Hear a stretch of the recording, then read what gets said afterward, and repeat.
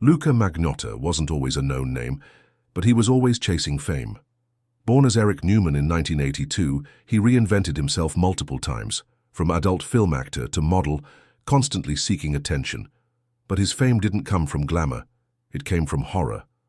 Long before his most infamous crime, Magnotta was already posting disturbing videos online. In 2010, he uploaded a video titled "One Boy, Two Kittens," in which he deliberately suffocated two kittens in a plastic bag using a vacuum cleaner. He later published a second video of himself drowning a cat in a bathtub. A third video showed him feeding a cat to a python. The video spread through the dark corners of the internet, sparking outrage. An online community was formed, determined to track the man down. They didn't know it yet, but they were hunting Luka Magnotta.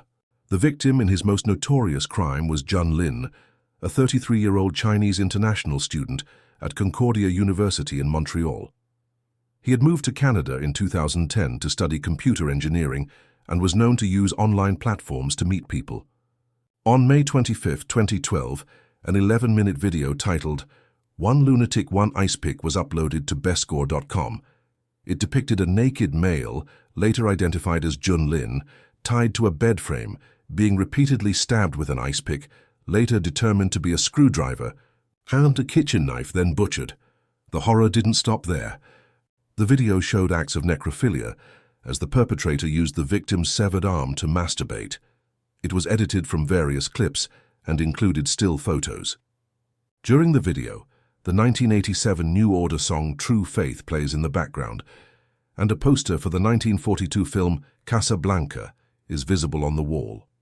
The killer is seen using a knife and fork to cut off pieces of flesh and even lets a dog chew on the body. As investigators scrambled to identify the killer, Magnotta made sure he stayed in the spotlight. He mailed Jun Lin's body parts to various places. A hand and a foot were sent to political party offices in Ottawa, and other remains were shipped to schools in Vancouver. Inside the packages were chilling notes taunting authorities. One read, "Roses are red, violets are blue. The police will need dental records to identify you." It was clear this wasn't just a murder, it was a performance. Magnotta wanted the world to watch. A massive international manhunt followed.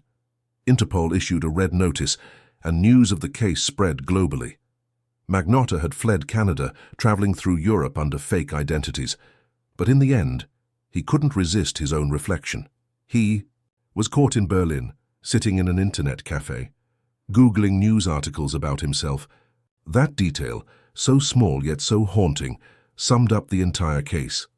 Magnotta didn't just commit a crime, he designed it. From the setup to the video editing, to the packaging of body parts and planting clues, every act was engineered for attention. During the trial, the defense claimed Luka suffered from mental illness, namely schizophrenia and borderline personality disorder, but the court found him criminally responsible.